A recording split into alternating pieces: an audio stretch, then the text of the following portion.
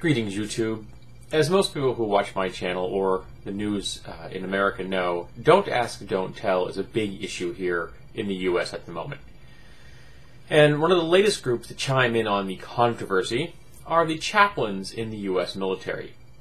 It seems that a whole lot of the chaplains are evangelical Christians. Not a real shock that there's a whole lot of Protestants in the military. There are a lot of Protestants in America, so, demographically that would make sense.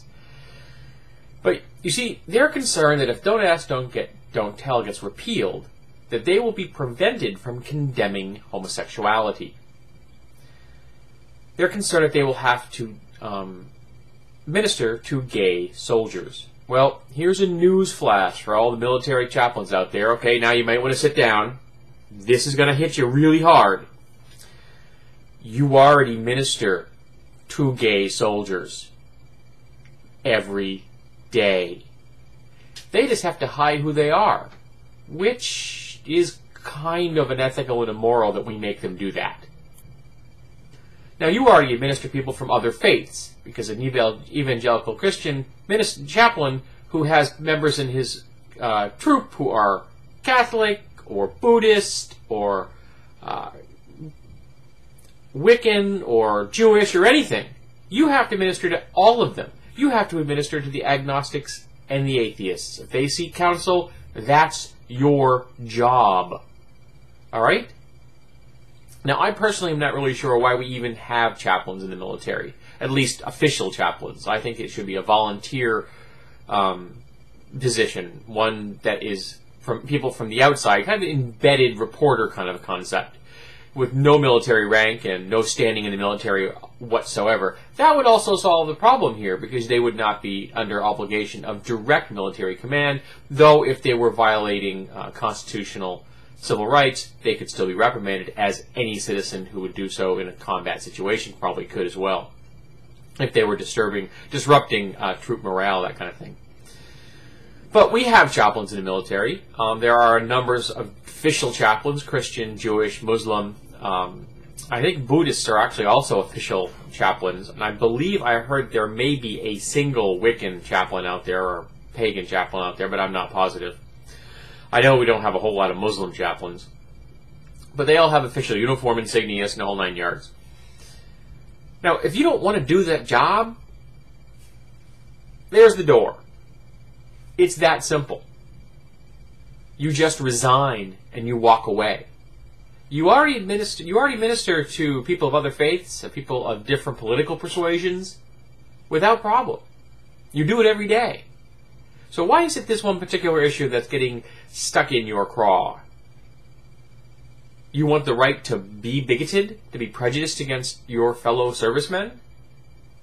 Did you support people that fought segregation way back in the dark ages when black people weren't allowed to serve? Would that upset you too? I'm just not grasping what the problem is here, folks. This is a civil rights issue. And I'm going to quote somebody here. Somebody who actually knows something about this topic. Alright, here we go. Dennis Camp, a retired colonel and Army chaplain for 27 years, says the proposed rules clearly protect chaplains' religious rights. What chaplains can't do, he says, is act like moral policemen and openly condemn homosexuality. The chaplain's job is to serve everyone, religious or not, gay or straight. Camp says the objections raised by evangelicals are a smokescreen. They've made it an issue because they want to fight this thing on moral grounds, he says. That's not the kind of fight this is. It's a civil rights issue. And guess what, folks? It's a civil rights issue. It's a human rights issue. You're ministering to people who need your help. That's it, plain and simple. People who need your help. And you're not willing to help them because you don't approve of their lives? And yet you seem to be okay with the fact that their job is to kill people. Because that's what an army does, folks. An army breaks things. It destroys things. Yes, they can do good works as well, but they carry weapons for a reason. Now, I'm not condemning our forces. That's what an army does. It's why we have them. There are times when you have to break things. And there's no one better to call than the military when you want that done. So you're okay with that. But you're not okay because someone just happens to love a member of the same gender or sex that they are. You know, I'm just not feeling the indignation here. I'm not seeing the justification for your uproar. Why don't you just do your job? Minister to those who need you, who are in pain, who need counsel. And forget about what political party they belong to, or what faith they are, or who they love. And just do your job.